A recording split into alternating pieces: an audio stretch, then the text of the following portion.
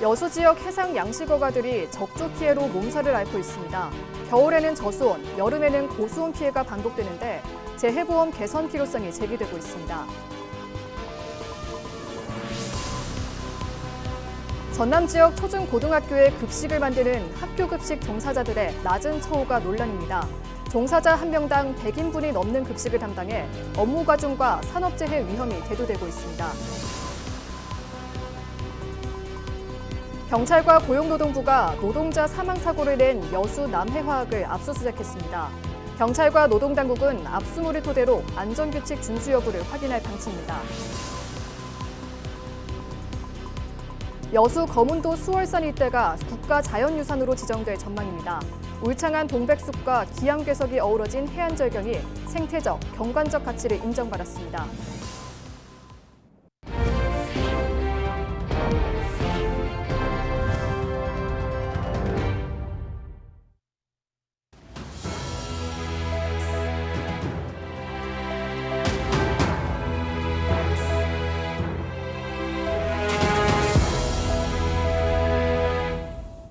시청자 여러분 안녕하십니까? 헬로티비 뉴스입니다. 가을의 본격적인 시작을 알리는 추분이 얼마 남지 않았지만 바다는 여전히 한여름입니다. 고수온 피해가 속출하면서 양식어가의 한숨도 깊어지고 있는데요. 피해 복구를 위해 마련된 양식수산물 재해보험도 어민들의 어려움을 덜어주지 못해 개선 필요성이 커지고 있습니다. 보도에 송하영 기자입니다. 지난해보다 2주 이상 빠른 7월 초 올해 첫 고수온주의보가 내려진 전남. 해마다 고수온 피해를 입은 어민들은 또다시 악몽을 떠올려야만 했습니다. 액화산소를 투입하고 긴급 방류에 나섰지만 고수온 피해를 막아내기에는 역부족입니다. 작년보다 지금 좀 2도 정도 높은 걸로 알고 있어요. 어느 정도 폐사 있고 나면은 그 다음에 이제 살아있는 생존량으로 이제 출하다 하고 하려는데 고수온이 한 달 넘게 지속되면서 80%가 폐사가 나서 타격이 많이 컸죠. 16일 기준 전국에 고수온 특보가 내려진 해역은 모두 28곳. 동해안을 제외하고 대부분 해역의 온도가 평년에 비해 2, 3도가량 높습니다. 이로 인한 피해 규모는 모두 424만여 마리로 집계됐으며 이 가운데 전남은 289만여 마리로 피해가 가장 컸습니다. 해마다 찾아오는 고수온을 피할 수 없어 정부와 지자체는 피해 복구와 보상을 위해 양식수산물 재해보험 가입을 권장하고 있지만 이마저 쉽지 않습니다. 정부 지원에도 보험료가 비싸기 때문입니다. 주요 고수온 피해 품종인 조피볼락의 경우 일반적인 보상 한도 10억 원 설정 시 보험료는 4,500여만 원. 정부와 지자체 지원금을 제외하고도 어민이 부담해야 할 보험료는 1,100여만 원에 달합니다.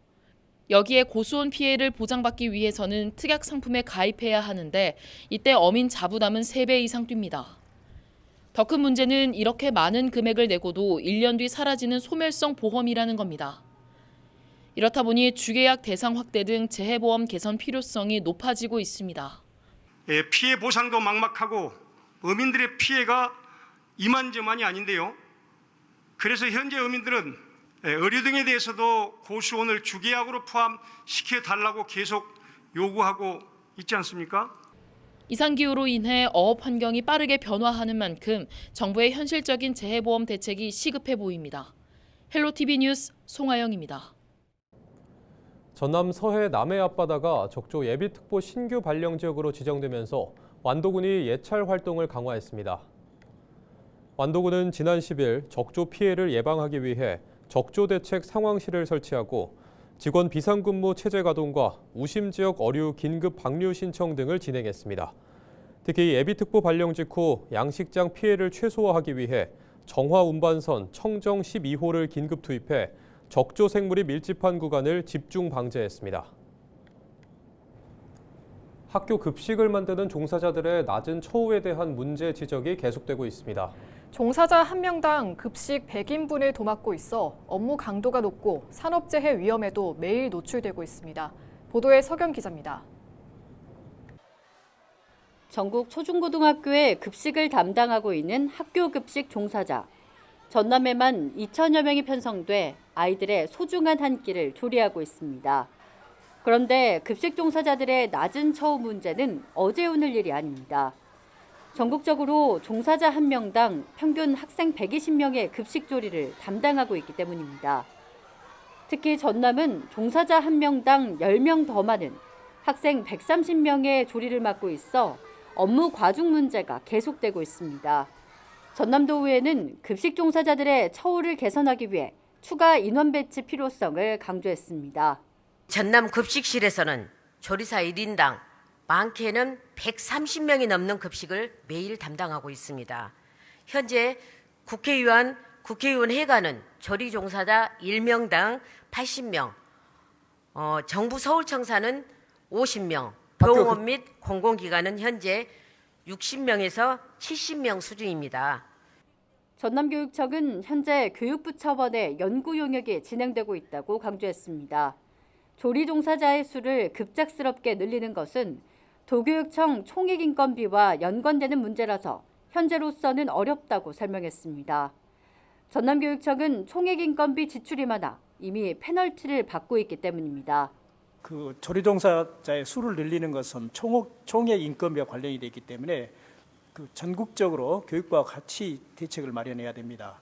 그러나 이제 우리 조리 종사원들의 갑작스러운 지원을 위해서 대체 전담 인력을 두고 있는데요. 27명을 두고 있고요. 17개 시도교육청에서는 많은 규모입니다. 조리 종사원 숫자의 문제, 대체 인력의 문제도 2026년에 또 11명을 더 요청을 해놓은 상태에서 계속 늘려가도록 하겠습니다. 한 의원은 효율적인 인력 운영에 대한 고민이 필요하다고 지적했습니다. 학교 수와 학생 수가 감소하고 있는 만큼 시스템과 인력 재편이 시급하다는 겁니다. 특히 학생 수 500명 이상의 학교에서 조리 종사자들의 업무 가중이 높아 신규 종사자들의 배치가 집중되고 있고 퇴사율도 높다고 강조했습니다. 또한 급식을 제 시간에 맞춰 만들기 위해 시간에 쫓기는 악순환이 계속되는 만큼 산업 재해율도 높다고 지적했습니다. 올해 전국적으로 폐암 산재 승인을 받은 급식 종사자는 175명. 전남에서도 폐암 추적 검진을 실시한 결과 검진자 738명 가운데 657명이 결절 판정을 받았다고 강조했습니다. 최근 3년 동안 산재 발생 건수는 56건으로 절단과 이상온도 접촉, 넘어짐 등 사고가 잇따르고 있다고 설명했습니다. 전남교육청은 산재 사고 예방을 위해 안전보건 전문가를 투입하고 안전점검과 시설 개선에 집중하겠다고 답했습니다. 급식 종사자들의 건강을 보호하기 위해서 다각적인 노력을 하고 있다는 말씀을 드립니다.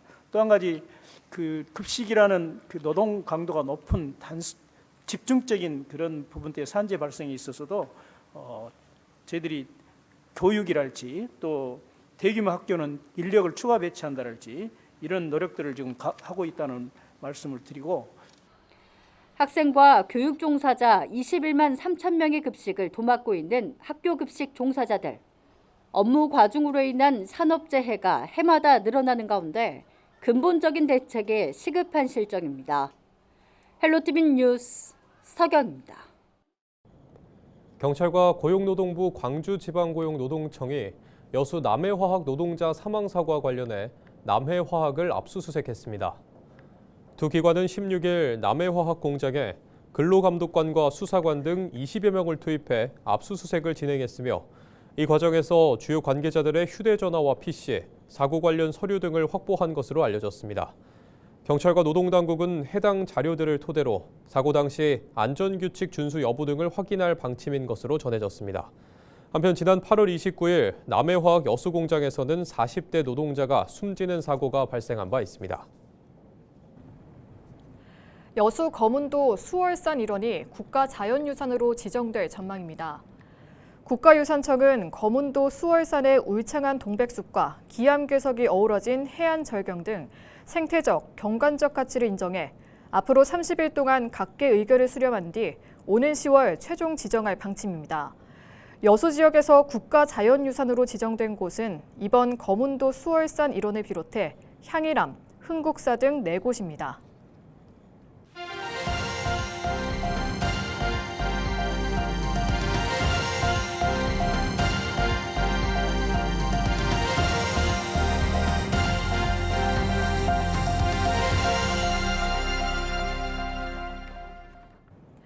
영암군이 한국전력공사에 고압 송전선로 사업 중단을 촉구했습니다.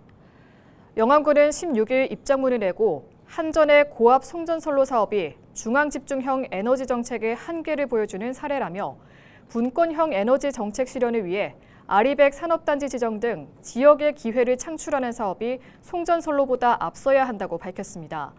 그러면서 국가 전력망 구축이 어렵다면 정부와 한전이 주민 피해 최소화를 최우선 과제로 삼아 지역 송전선로 설치 과정에서 주민 수용성을 높일 수 있는 충분한 보상을 마련해야 한다고 강조했습니다. 고흥군이 공공주도형 해상풍력 발전 사업에 대한 지역 갈등을 해소하기 위해 홍보 활동에 나섰습니다.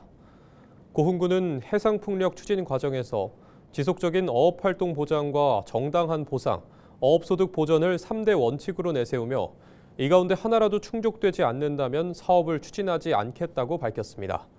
그러면서 해상풍력특별법에 따라 어민이 직접 참여하는 어업 피해 조사를 실시할 예정이며 김양식장 내 민간 해상풍력단지의 경우 어민 의견을 토대로 공공개발 대상에서 제외했다고 설명했습니다. 고흥군은 이와 함께 해상풍력 발전 수익을 군민연금 제도를 통해 20년 동안 군민들에게 지급할 방침이라고 덧붙였습니다.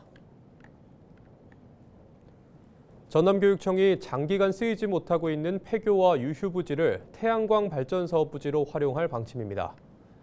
전남교육청과 주식회사 캡코솔라는 지난 15일 전남교육청 비즈니스실에서 업무 협약을 맺고 폐교재산 태양광 발전 사업 운영에 협력하고 발전 수익을 교육 사업에 투입하기로 했습니다. 전남교육청은 이번 협약을 통해 장기 미활용 폐교를 새로운 에너지 자원으로 전환해 교육 재정을 확보할 수 있을 것으로 기대했습니다.